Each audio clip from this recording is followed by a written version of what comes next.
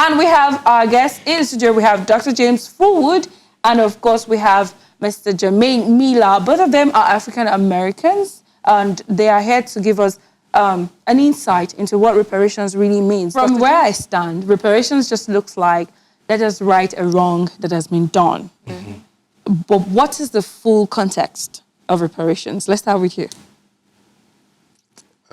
How about we start with him? Oh, okay. I'll piggyback off of.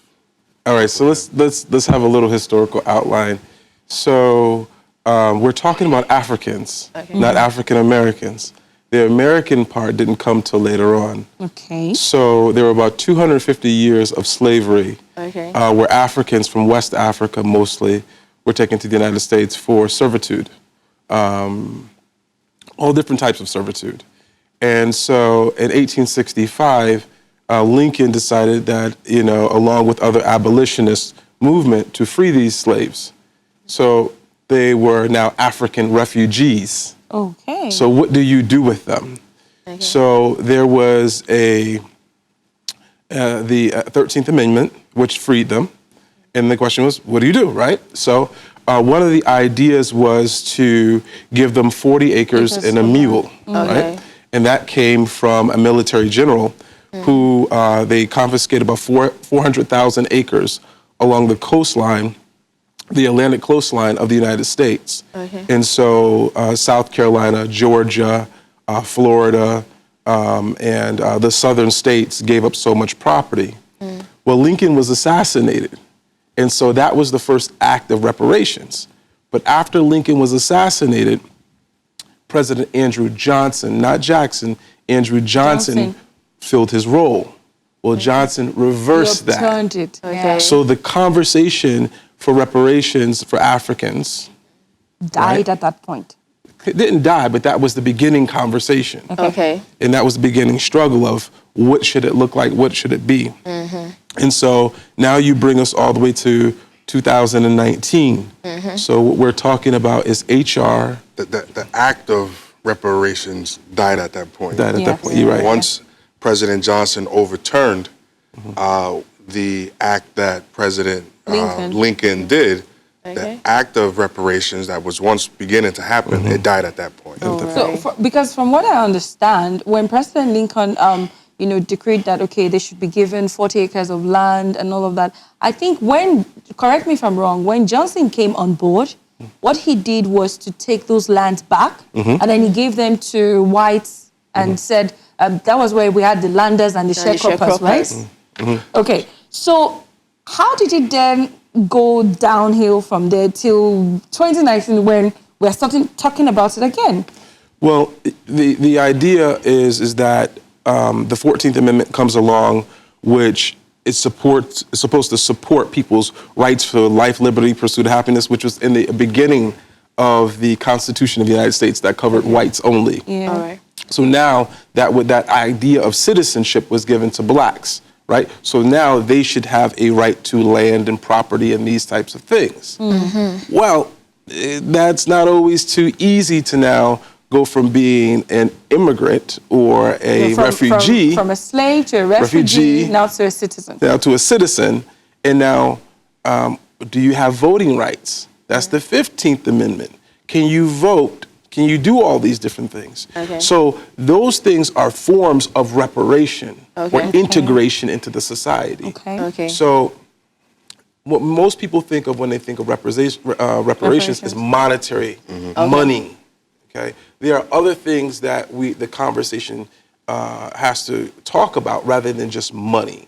And so HR 40, which is now presented in the House of Representatives in the United States, talks about reparations again. So 2019, that's why it's coming up. So Sheila Jackson, who's the representative who presented that bill, is a study bill. They're going to study what that would look like, right? And that's what you're asking.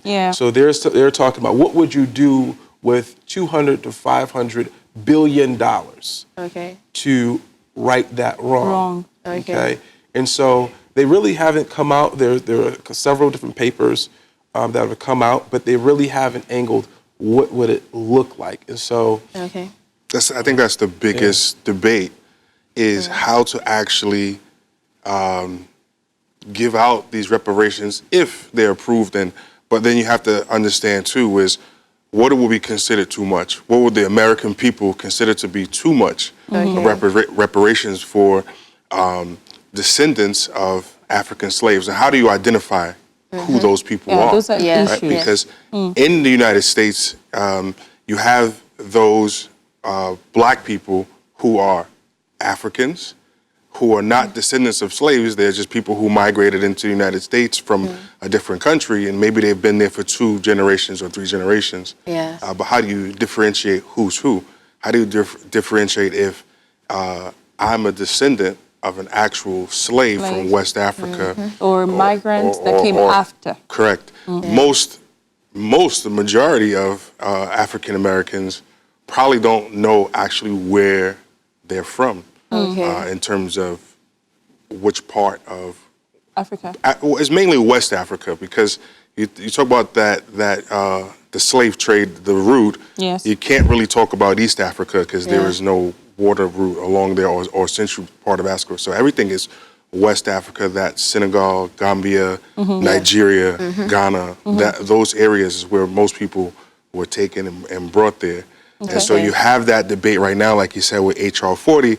Where several Democrats brought that to the floor, and actually that was just in July, right? That was just debated in July, and you had several presidential candidates like Cory Booker and you know, the people that he mentioned. They bring that to the floor, but it's not met with a lot of popularity.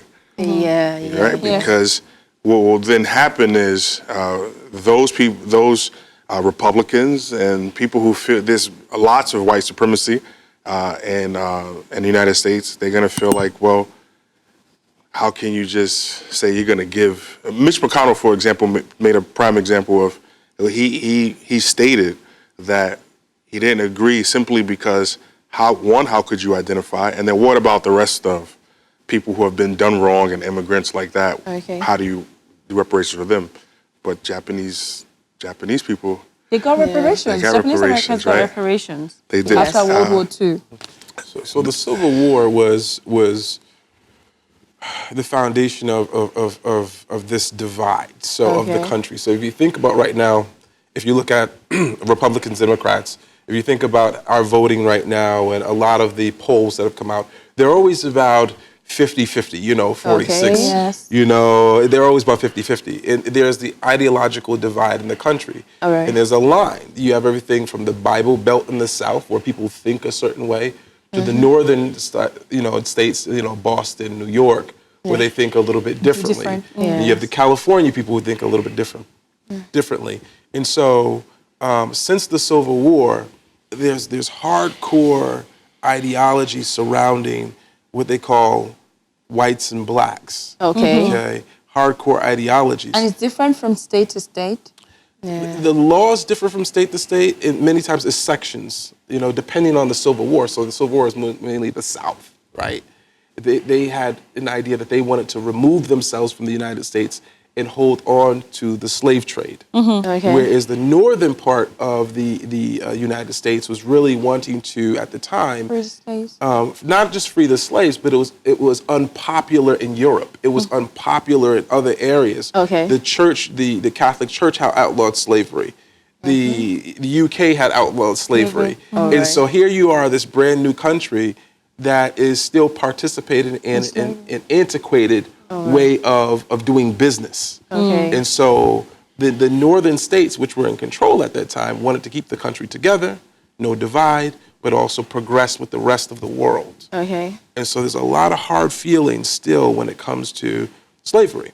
So the question now becomes, what is an American and what is an African American? Because you have to differentiate the two. So some people believe because some people's families of white descent fought the British, they acquired the country, and every single one of their lineage from that time of the Revolutionary War, right, is American. Whereas you or I, of an African descent, you were a refugee. You were not of the same lineage or way that happened. So there's a lot of that divide. So why should we pay for you? Okay, because you're not in that line. Yeah. So you can call yourself an African American, but some other people view you as just being African. African. Yes. Yes. And so that's the conversation, because you were given rights where they have rights that they were born with. Yes. Yes. Now, there have been arguments against reparation. Some people said that immediately after the passage of the Civil Rights Act, I guess, that the government paid trillions of dollars to the African Americans, you know, in terms of scholarships, in terms of investment and all. Let me ask, how true is that? So you have certain, let's say, universities and businesses that have done things. George Washington University, I believe, is one of the universities, for example, that was able to pick out the descendants. I think it was about maybe 4,000 people who were the descendants of the 180 slaves that he had. And they were able to give them reparations. And so when we talk about reparations, we talk about who's actually done something. And if you go back to the Japanese, people will tell you that, well, it was easy for the U.S. Because they had records to give them reparations, not only because they have records, but there were things that were very identifiable that let you know who the perpetrator was. Obviously, the U.S. government. What did they do? They took their property away from them. They took things away from them that they were entitled to. And then, in the overall grand scheme of things, it was only 15 or 120,000 people. So that's it. So they gave them, and I think at the time they had 2 Japanese senators at the time back then, and they gave them anywhere between, I think, $15 or $20 million to split amongst these 120,000 or whoever was still around from that time. When you talk about reparations for African Americans, the number is explosive. You can't even.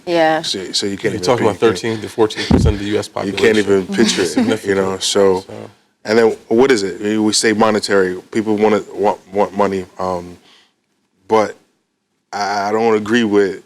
I was about asking that. Simply because if the way the country kind of is set up is the way you spend money. So if I give you, let's say $10,000, what will you do with it? You're going to turn right back around and put it into the U.S. You're going to give it right back to them. Into the society. You know, so it's not like, me personally, it's not like you're going to take that money and then it's different if you give me the money now. I come back to Nigeria and invest in Nigeria because I'm not giving it back to the U.S. Right? Especially if I'm from Nigeria. So how many people know where they're from? That's the thing.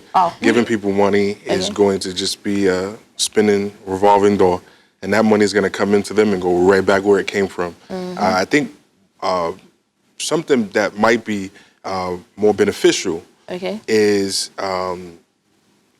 maybe the same way that they have in the U.S. for Native Americans in terms of education, higher education, allowing these students to be able to go to school for free, not just public universities, but private institutions as well, because it gives you an opportunity now to compete for what's called the American dream, where African Americans start far behind in the race than the white people in the United States, simply because of things that have happened over all of these years, because you lack that generational wealth.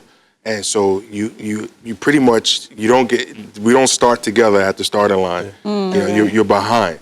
And so if you are able to give free education and allow them to go to these universities and do things in that nature, it'll put you in a different situation now to go and compete at a higher level, rather than giving someone $5,000 or $10,000 and you're just going to give it right back to where it came from. So that's a great point. So what happened after the Civil War? I'm a history buff, I like history. And so you had what they call the Reconstruction of the United States. So the country had to be reconstructed. The South had to be reconstructed. There were thousands of people who had died. You had a bunch of now refugees. It was a lot when you read about the Reconstruction. So because the status quo had to stay the same amongst Africans and their children, in the Reconstruction we have what they call Jim Crow. Yeah. So Yes. Jim Crow laws. Jim Crow laws were to suppress Africans. That's what they were so specifically for, to suppress you. So we had 90 years of Jim Crow. And in that, so one thing that we just talked about was education. Blacks at the time, or Africans, excuse me, at the time, were only allowed a 6th grade education. That's it. Anything after that, you had to pay monetarily. So I hear about people talking about free education, you know, having to pay school fees, these types of things. We've been paying school fees in the United States as Africans for a long time, okay? And so paying to basically vote. You had to pay to vote. Wow. Voter fraud was huge. So these systemic things that lack of education, not being able to vote, not being able to have affordable housing. Not having enough economic power. Exactly. Yeah, so suppressing people for 90 years. And when that didn't work, we had 60 years of what they call separate but equal. Okay, now, we're going to give you guys housing in school, but we're going to keep it separate. And we have 60 years. So you're talking about over 300 plus years of suppression of people. And so when I hear people from other countries come to the United States and say, why aren't these black people doing better? Why they have this, they have that? Those shiny things were never meant for descendants of Africans. So it wasn't until really the late 1970s and 80s you start to see black people begin to rise. So there has to be, when you talk about reparations, we're talking about 300 years of injustice of injustice and suppression. Okay. So now, because people drive nice cars or have a nice house or have access to education, right? But if you look at every single educational institution around the United States that is predominantly white, we call it PWI, predominantly white, the black population is well less than 20%, maybe less than 10% of African Americans in those institutions. That's why we created historically black colleges and universities. Because those were venues for blacks to be educated in. I've had this discussion with some of my friends, and then some of them said that the reason why these reparation talks have been delayed for some time now is that the whites are kind of afraid of the powers that the black people can wield when they eventually get equal opportunities as the white. Do you agree to that? I think that when you take any large group of people, and you have them work together, it creates a certain strength. And if the idea is to not have you be strong, because you might realize some things, I'll do everything that I can to suppress you. And so that's always been the idea, in my opinion, around the globe, for certain people to suppress others because of the fear of what they can do together. When we talk in the U.S. about voting, there's groups of people who they maintain their structure together and they vote as a block, and they're very powerful because of the strength. And here, even in Nigeria, if Nigerians is one Nigeria, forget tribes, and you come together, it's so strong, it's so powerful that people around the globe would fear it. And the same thing happens in the U.S. And the one thing in the U.S. is the almighty dollar in the U.S. And if Americans, Black Americans, African Americans, if everybody got on the same page and they decided they wanted to do one thing, and if that one thing wasn't what was the status quo, things would shift in the U.S. and it would cause a panic, and that is a fear that a lot of people have as to black people coming together and being united as one and not fighting amongst each other, but staying together. A lot of people don't want to see that happen. Hello there. Did you just enjoy that beautiful video?